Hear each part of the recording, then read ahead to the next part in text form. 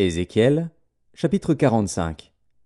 Lorsque vous partagerez le pays en héritage par le sort, vous prélèverez comme une sainte offrande pour l'Éternel une portion du pays, longue de 25 000 cânes et large de 10 000.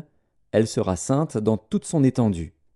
De cette portion vous prendrez pour le sanctuaire 500 cânes sur 500 en carré, et 50 coudées pour un espace libre tout autour.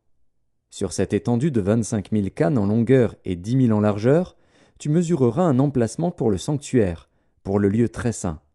C'est la portion sainte du pays.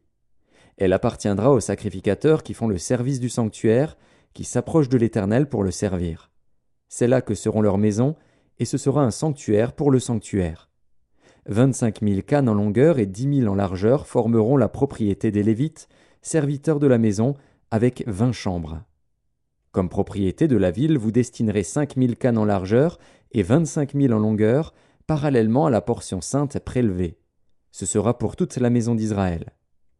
Pour le prince, vous réserverez un espace aux deux côtés de la portion sainte et de la propriété de la ville, le long de la portion sainte et le long de la propriété de la ville, du côté de l'Occident vers l'Occident et du côté de l'Orient vers l'Orient, sur une longueur parallèle à l'une des parts, depuis la limite de l'Occident jusqu'à la limite de l'Orient. Ce sera sa terre, sa propriété en Israël. Et mes princes n'opprimeront plus mon peuple, mais ils laisseront le pays à la maison d'Israël, selon ses tribus. Ainsi parle le Seigneur, l'Éternel. Assez, princes d'Israël.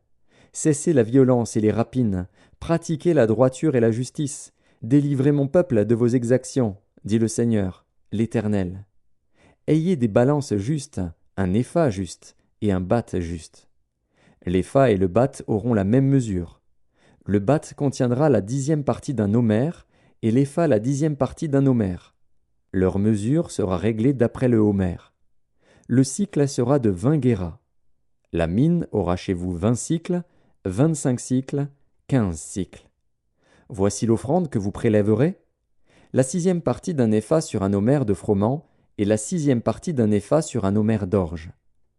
Ce que vous devrez pour l'huile, pour un bath d'huile, sera la 10e partie d'un bath sur un corps, qui est égal à un homère de 10 baths, car 10 baths font un homère. Une brebis sur un troupeau de 200 dans les gras pâturages d'Israël sera donnée pour l'offrande, l'holocauste et le sacrifice d'action de grâce, afin de servir de victime expiatoire, dit le Seigneur, l'Éternel. Tout le peuple du pays devra prélever cette offrande pour le prince d'Israël. Le prince sera chargé des holocaustes, des offrandes et des libations, aux fêtes, aux nouvelles lunes, aux sabbats, à toutes les solennités de la maison d'Israël.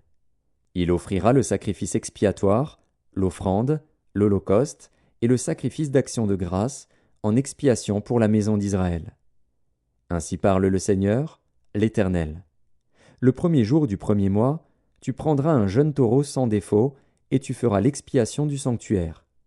Le sacrificateur prendra du sang de la victime expiatoire et il en mettra sur les poteaux de la maison, sur les 4 angles de l'encadrement de l'autel et sur les poteaux de la porte du parvis intérieur.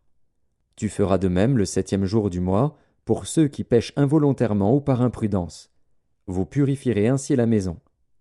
Le 14e jour du premier mois, vous aurez la Pâque. La fête durera 7 jours. On mangera des pains sans levain. Le prince offrira ce jour-là, pour lui et pour tout le peuple du pays, un taureau en sacrifice d'expiation. Pendant les 7 jours de la fête, il offrira en holocauste à l'Éternel 7 taureaux et 7 béliers sans défaut, chacun des 7 jours, et un bouc en sacrifice d'expiation chaque jour.